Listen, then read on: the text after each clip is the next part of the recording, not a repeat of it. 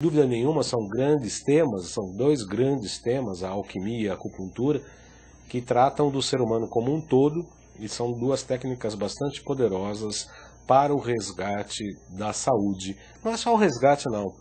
Na verdade, todas as duas, tanto a alquimia quanto a acupuntura, mas especialmente a acupuntura e a medicina chinesa, olham a patologia, os sinais e sintomas, com bons olhos. Não é que a gente quer isso, obviamente que não.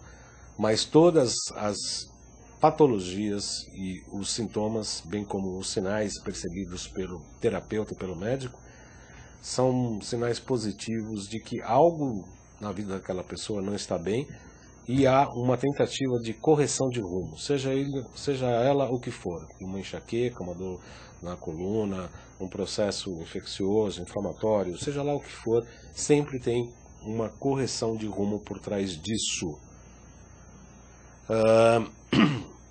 Pois bem, a alquimia procede da palavra árabe químia, que quer dizer pedra filosofal. Em grego também tem uma outra interpretação, que é quimeia, com Y, que quer dizer a mistura de vários líquidos. A palavra cura significa originalmente serviço a Deus. Olha só, a palavra cura significa originalmente serviço a Deus. Eu tirei essa interpretação de um trabalho da psicóloga Fátima Brazão, psicóloga junguiana, astróloga de primeiro mundo, ela é uma pessoa absolutamente séria e colega, nós estudamos muito juntos por vários anos. E eu lembro também que além dessa interpretação da cura, que fala que é serviço a Deus, portanto num contexto sagrado, e a palavra médico, como disse o Dr. Evaldo Martins Leite recentemente, advém da palavra médium, que quer dizer intermediário entre o céu e a terra, entre o céu e o paciente.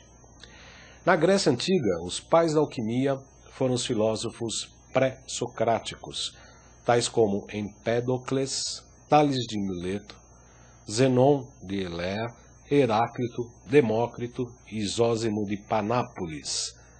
Para eles, o universo era formado por uma substância que tinha diversos nomes, comumente chamada de prima matéria, ou seja, aquilo que tudo que existe é constituído e que, se descoberto, tudo poderia ser transformado e retificado.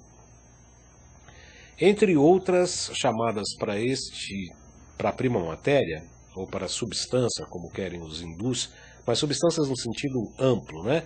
Substância no sentido de subster, né? O que há por trás de tudo. Pode ser chamada também de Minstrum Universalis ou o Lapis Philosophorum.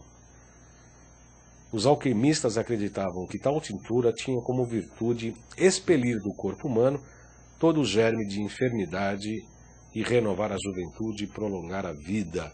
Era o famoso elixir da longa vida, ou também chamado de pedra filosofal. Segundo a Fátima Brazão, em seu trabalho também sobre Jung e alquimia, encontra-se no limiar, a alquimia encontra-se no limiar, na diferença, ali na linha divisória entre a religião e a ciência.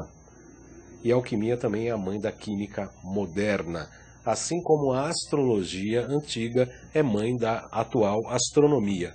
A gente só cientificou os conhecimentos que já existiam na tradição de diversos povos. E é uma coisa muito interessante, que nós estamos falando aqui da Grécia, estamos falando da Roma, mas a alquimia também era conhecida no Egito, e nós vamos ver também que a alquimia existia na China antiga. Ou seja, povos que naquela época não se conheciam, não tinham informação uns dos outros, não havia internet, televisão, telefone, nem rádio. E os conhecimentos, de uma certa maneira, são muito interligados entre essas civilizações, como a Trindade, como vamos ver mais para frente. A Fátima fala que a alquimia surge como um produto da tecnologia religiosa egípcia e da filosofia grega, como a gente estava falando agora há pouco, mas também da chinesa, como veremos mais à frente. O patrono da alquimia é o deus egípcio Thoth, divindade da sabedoria, que fora posteriormente identificado pelos gregos como Hermés, para os latinos Mercúrio, que tem a ver também com o planeta Mercúrio, que é o planeta da sabedoria, do conhecimento, da inteligência. Os egípcios desejavam assegurar a imortalidade através da técnica e também da magia. Mumificavam os seus mortos para se tornarem divindades cósmicas. Queriam ser um com o universo. Eles acreditavam que o espírito caiu na matéria e que deveriam libertá-lo.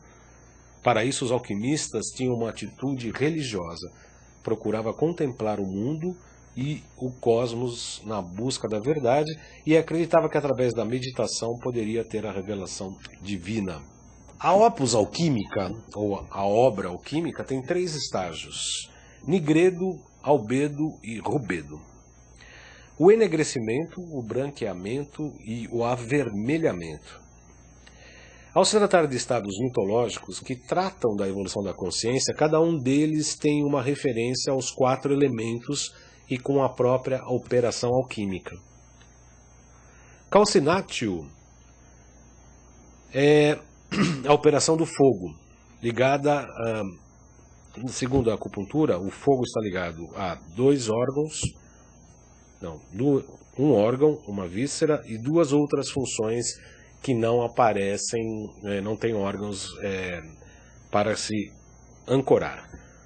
O órgão é o coração e a víscera antissino delgado. As 2 funções que eu havia me falado é o triplo reaquecedor e circulação e sexualidade. Nós vamos falar oportunamente sobre o triplo reaquecedor ou o triplo fogão, né? Mais uma vez o tríplice. E a solútil está ligada à água, portanto aos órgãos e vísceras, rins e bexiga. Coagulatio, ligado à terra, baço, pâncreas e estômago.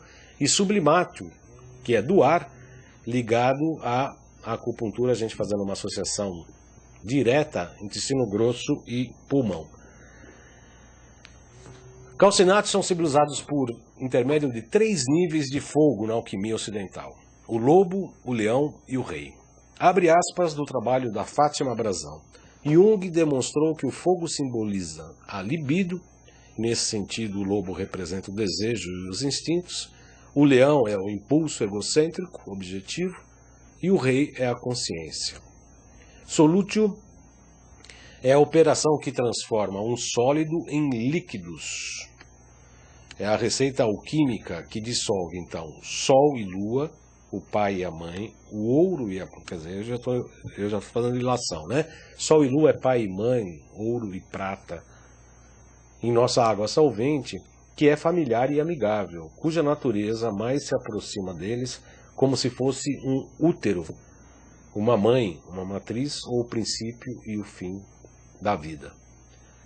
De certa forma, o batismo na Igreja Católica também representa essa fase da alquimia, do solútil, ligado à água. Significa uma conversão total na morte da velha vida e o renascimento de uma outra. Coagulatio é o simbolismo do elemento terra e refere-se, portanto, à experiência no laboratório onde o resfriamento transforma em líquido, quer dizer, pega o líquido e transforma diretamente para o sólido. É um processo que transforma as coisas da terra. Por terra, entende-se, do ponto de vista psicológico, o espírito fugidio de Mercúrio, que é um espírito autônomo da psique, arquetípica. Abre aspas, falando do Jung. Significa nada menos que ligar o ego com o si mesmo, realizar a individuação. A assimilação de um complexo é, portanto, uma contribuição à coagulatio do si mesmo. Escreveu Brazão, Fátima Brazão, a estabelecer as seguintes analogias em seu trabalho: magnésio, chumbo e enxofre. Magnésio, os vários minérios metálicos, crus ou misturas impuras. O chumbo, pesado, incômodo e sombrio. E o enxofre, com a sua cor amarelada, com seu caráter inflamável, associada ao Sol. Eu estou falando da China, do Egito, da Grécia e também da mitologia romana, a interpretação da filosofia e do pensamento, para mostrar que a alquimia ela não é algo que surgiu durante a Idade Média como se pensa, ou como ela ficou mais famosa durante a Idade Média, quando a Santa Inquisição, a Igreja perseguiu as pessoas do gnosticismo, as pessoas que tinham conhecimento de verdade. A Igreja, por intermédio da Santa Inquisição de algumas ordens, perseguiu e queimou muitas pessoas, botando as bruxas na fogueira, mas que na verdade eles representavam um conhecimento tradicional bastante interessante, bastante importante. Na Idade Média, os alquimistas tinham essa fama de buscar a pedra filosofal e a magia, né, a química que transformava chumbo em ouro, né? Era uma analogia. Então, na Idade Média, se falava que se buscava a pedra filosofal e transformar chumbo em ouro. Mas, na verdade, era um pano de fundo, era uma fumaça, porque eram escolas filosóficas iniciáticas que se reuniam e tinham seus laboratórios, sim, e que buscavam a transformação de chumbo em ouro. Para isso, tinham laboratórios alquímicos, tudo começava com o fogo, derretendo determinados elementos e fazendo analogias, vendo o que poderia fazer por intermédio dessas fases, umas fases de calcinato, dissolver, né, coagular, solve e coagula, né? Quer dizer, você dissolve e depois coagula novamente, de uma determinada forma de mudar as transformações. De fato, na prática, o que representa a busca de derreter o chumbo e buscar o ouro? Enquanto o alquimista trabalha ali na produção dos metais, na transformação dos metais e trabalha com os elementos, na verdade ele está fazendo uma transformação interior também. Ele está se transformando, ele está utilizando determinadas forças da natureza, trabalhando com os elementos da natureza, saindo do chumbo, que é a ignorância, que é a matéria, que é o corpo físico, buscando o ouro, que é a consciência espiritual, que é o Cristo interno, que é a espiritualidade dentro do homem. Na verdade, esse é o caminho da alquimia, esse também é o caminho da acupuntura e da medicina chinesa, sim.